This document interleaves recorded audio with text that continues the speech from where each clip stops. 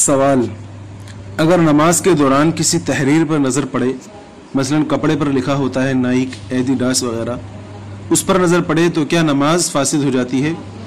क्योंकि इन पर नज़र पड़ते ही इंसान उसको मन मन में पढ़ लेता है। जवाब, कलिमात को देखकर महज मन में पढ़ा था, ज़बान से बाकायदा उनका तकल्लुम नहीं किया था, तो नमाज के फसाद का हुक्म ना होगा। अलबत्ता बिलक़स्द ऐसा करना मकरूह है, इसलिए आइंदा ऐसा करने से एहतराज किया जाए। सवाल, क्या एक लड़का जमात निकल जाने की सूरत में अपनी वालिदा के साथ घर में जमात करवा सकता है? जवाब, अगर वो लड़का नमाज के अरकान व वाजिबात से बखूबी वाकिफ हो, नीज़ इतनी मिक़दार क़िरात कर सकता हो जिससे नमाज सही हो जाती है, तो घर में वालिदा के साथ जमात कर सकता है। जमात का तरीक़ा यह होगा कि इमाम यानी वो लड़का आगे खड़ा हो और वालिदा बिल्कुल पीछे दूसरी सफ में खड़ी हो। नीज़ इकामत खुद इमाम ही कहे, औरत का इकामत कहना मकरूह है।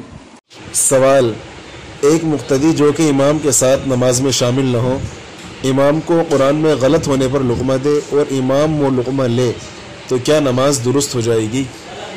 जवाब, अगर खारिज नमाज शख्स का लुक़मा लिया गया है तो उससे नमाज फासिद हो गई, उस नमाज को दोबारा पढ़ना ज़रूरी है।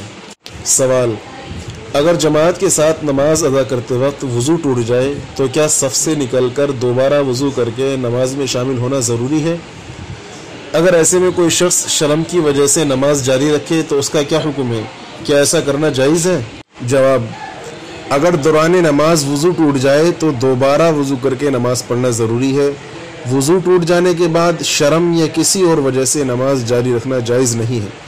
ऐसा करना सख्त गुनाह का काम है।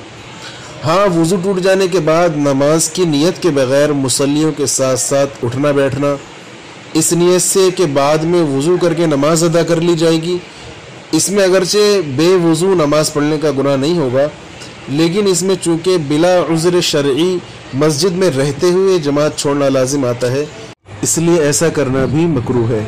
सवाल, अगर सफ़र की नमाज किसी वजह से दोहरानी पड़ जाए तो सफ़र ख़त्म होने के बाद खाली कसर दोहरानी है या पूरी? जवाब, अगर सफ़र की नमाज इस वजह से दोहरा रहा है कि उसकी नमाज किसी फ़र्ज़ के छूट जाने की वजह से नहीं हुई और उस नमाज का वक्त ख़त्म होने से पहले पहले वो मुकीम हो गया, तो मुकम्मल नमाज दोहराएगा। और अगर आखिर वक्त इस हाल में गुजरा कि वो मुसाफिर ही था तो कसर दोहराएगा।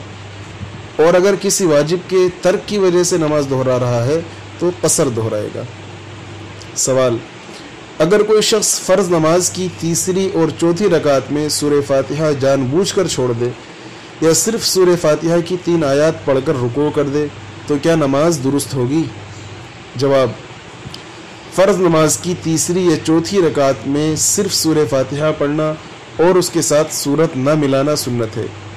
बस अगर किसी ने फ़र्ज़ नमाज की तीसरी या चौथी रकात में सूरह फातिहा जानबूझकर छोड़ दी या सिर्फ उसकी 3 आयतें पढ़ी तो नमाज हो जाएगी, इआदे की या सजदा सहू की ज़रूरत न होगी।